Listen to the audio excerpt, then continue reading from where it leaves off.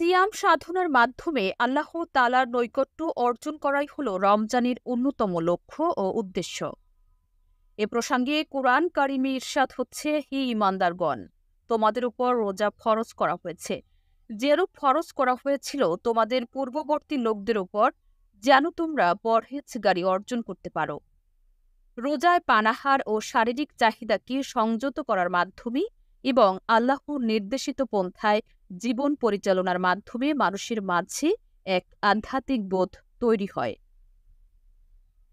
এ মাসে আল্লাহর দরবারে মাগফিরাত কামনা করলে, গরিব দুঃখীদের প্রতি দান সদকার পরিমাণ বাড়িয়ে দিলে, নিজের সব ধরনের খারাপ কাজ পরিহার করলে, আল্লাহর সন্তুষ্টি অর্জনের জন্য ইবাদত বন্দিগি, জিকির আসকার, তাসবিহ তাহলিল, কুরআন তেলাওয়াত ও দোয়া ইস্তেগফার করলে মহান আল্লাহ তাআলা অবশ্যই কবুল করেন। রাসূলুল্লাহ সাল্লাল্লাহু আলাইহি সাল্লাম বলেছেন, এই মাসে 4টি কাজ অবশ্যই করণীয়।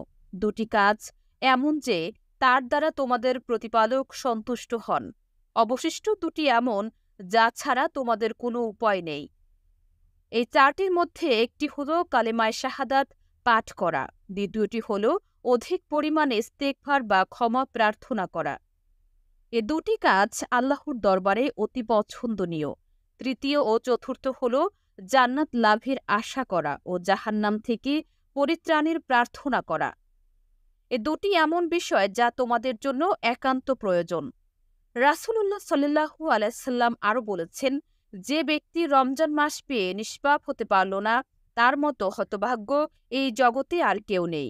মাতৃগর্ভ থেকে মানুষ যেভাবে নিষ্পাপ অবস্থায় ভূমিষ্ঠ হয়, মাহে রমজানের 30 দিন যথাযথভাবে রোজা পালন করলে তেমন নিষ্কলুষ হয়ে যাওয়ার সুযোগ রয়েছে।